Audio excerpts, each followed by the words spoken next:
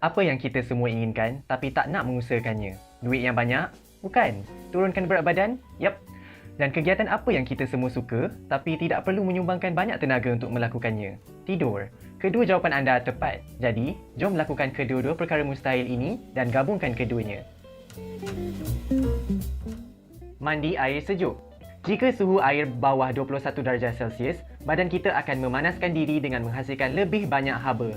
Proses ini mempercepat metabolisme kita dan kalori yang dibakar meningkat. Tidak percaya? Okey, ni buktinya. Sebuah kajian daripada Institut Kesihatan Kebangsaan di Amerika mendapati bahawa mandi dengan air bawah 21 darjah Celsius meningkatkan metabolisme sehingga 93%.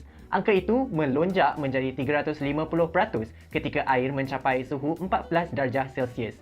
Mandi dengan air sejuk selama 5 minit dan tambah masa mandi 1 minit setiap minggu kalau bolehlah. Tidur nyenyak. Tips tadi akan membantu membakar kalori ketika tidur. Yang ni untuk meningkatkan metabolisme ketika berehat. Cuma dengan tidur 8 jam, 300 kalori sudah hilang macam tu je. Selain itu, jika kita kurang tidur, badan memerlukan lebih banyak tenaga kerana tidak didapatkan daripada tidur. Tubuh akan mencari tenaga daripada makanan. Kadar hormon menjadi kacau bilau, badan lebih banyak menghasilkan hormon lapar dan mengurangkan hormon kenyang. Sebuah kajian memerhati beberapa orang dewasa sihat dan meminta mereka untuk tidur 6 jam sehari selama 5 minggu.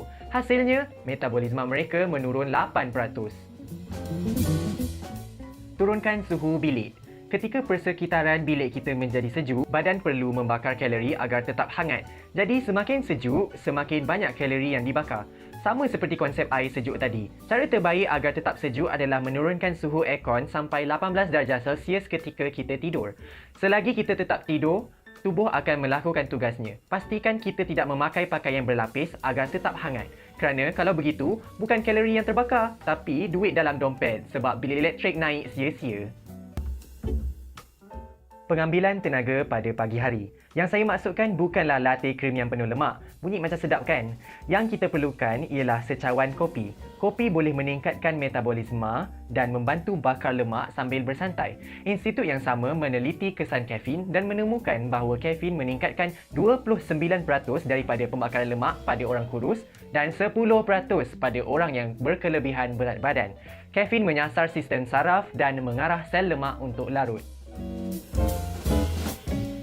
Ganti minyak masak, bukan resepinya.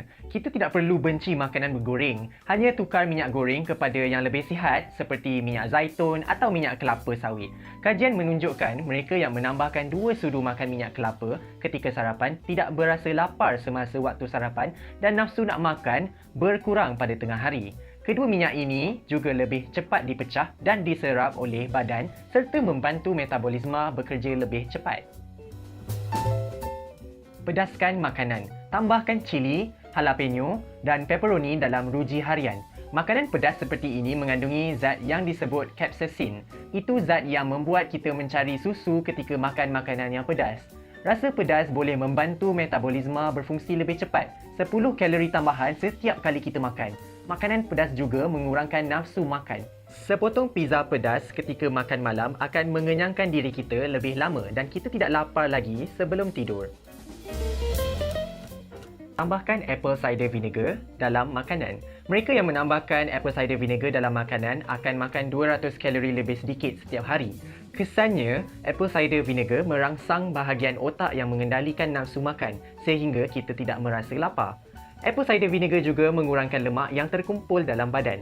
Jadi, dengan menambah 1 sudu makan apple cider vinegar, metabolisme kita boleh dinaikkan. Makan karbohidrat. Otot memerlukan karbohidrat untuk mempercepat metabolisme. Katakanlah kita nak makan karbohidrat kompleks seperti semangkuk pasta gandum atau oatmeal. Badan kita memecahkan karbohidrat itu menjadi gula untuk memberi tenaga. Jika tidak digunakan, gula akan disimpan sebagai lemak. Tapi jika kita sering bersenam, bahan bakar tersebut digunakan sebagai tenaga untuk badan. Pembina badan mengambil sekitar 50% lebih banyak karbohidrat supaya mereka boleh mengangkat berat dan metabolisme mereka 14% lebih cepat berbanding orang biasa. Pergi ke gym. Ya, saya tahu yang kita bincangkan ialah menurunkan berat badan ketika tidur. Tapi jika protein tidak digunakan, badan kita akan mengubahkannya menjadi lemak. Jadi, meskipun mengambil protein itu sihat, kita harus mengawal cara badan memprosesnya. Senaman angkat berat boleh membesarkan otot dan otot yang padu membakar 50 kalori sehari walaupun kita cuma tidur. Tambahkan serat dalam ruji seharian. Serat dalam makanan seperti gandum, beri, brokoli, biji-bijian dan kacang-kacangan meningkatkan metabolisme. Walaupun kita masih nak makan makanan tidak sihat, cuba tambahkan ruji dengan kacang, apple dan strawberry. Ketika memasuki sistem pencernaan, serat mencegah tubuh daripada menyerap lemak berlebihan. Mengunyah makanan tinggi serat juga akan mengenyangkan badan kita lebih lama. Jangan kurangkan pengambilan kalori. Ada mitos yang percaya bahawa jika kita mengurangkan kalori, metabolisme akan berfungsi seperti biasa. Sebenarnya, jika kurang makan, fungsi tubuh akan melambatkan penggunaan tenaga sehingga badan akan makan daripada otot-otot yang dah susah payah kita bentukkan dan lemak yang tersimpan akan lebih banyak kerana badan kita menganggap lemak sebagai penebat untuk melindungi organ. Makanlah cukup kalori setiap hari dan pastikan menu mengandungi banyak serat, karbohidrat kompleks dan protein. Jangan sampai kita kelaparan. Jika anda belajar sesuatu yang baru hari ini, klik like, kongsi dengan kawan-kawan dan jangan lupa subscribe channel kami untuk maklumat menarik tentang kesihatan.